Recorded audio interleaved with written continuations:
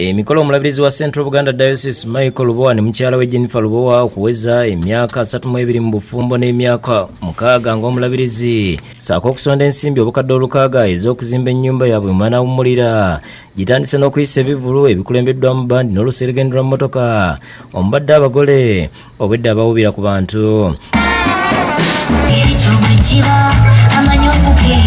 bwe batuuse mu kidaala empungwe bakumbye nga bakulembeddwamu abaana baabwe wakati mu ssanyu. Omulabirizi asabidde okwaniza abagenyi n'oluvannyuma omulabirizi wa Bukedi Samuel Egesa boogere abadde omubulizi omukulu n'abakulemberamu okuddamu okukuba ebirayiro wakati mu kwesuubiza okwagalana okutuusa okufa.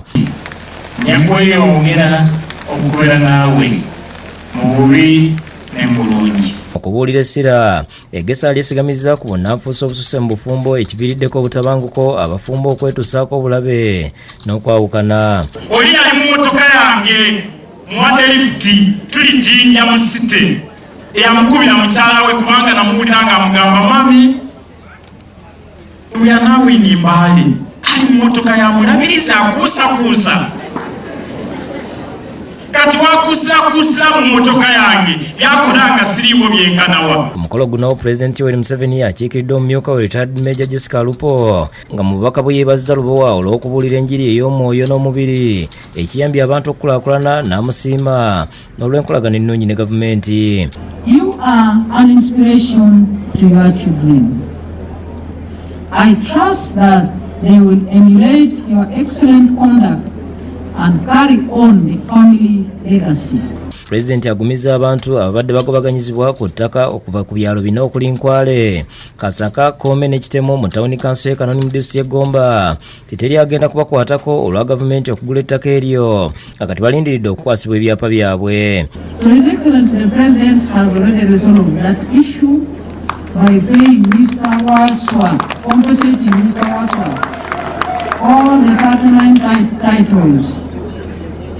And Mr. Waswa is now a happy man and is going to live harmoniously with all of you who have been having problems with him over that land. Kyakulabirako eri bannayuganda n'eri abantu bonna ensangi zino ng'abantu batandise okukwata obufumbo ng'ekintu ekitali kya mugaso geti nga leero tukimanyite ekkanisa obufumbo wabadde okusonda ssente obukadde 6 ez'okuzimba enju omulabirizi mwana w'ommulira nga kulembeddwamu omukungu Kimba Freeman awaddeyo obukadde 5 minisita n'abakooba obukadde 3 n'abamu ku babaka bamutisse erikoze obukadde 5 nga tusuubira nti essente zo bwe zinaagenda ku mulimu guno mukadde waffe omulabirizi ne bw'anaaba awummudde ajja kusigaza ekitiibwa ekyo. Omulabirizi Lubowa yeebaza Pulezidenti olw'enkulaakulana gy'atadde mu bulabirizi buno n'amujjukiza okutuukiriza ebisuubizo bye yamusuubiza n'abalabirizi abalala by'atadde mu kiwandiiko ky'atisse omumyukawe. So yawa directive State House Controller atandika okwanukula naye waliwo ebiri obubi kati nga n'emmoloka yange official ekaddiye. Joseph Kinobe yakusakidde gwino ku Lwabukedde TV.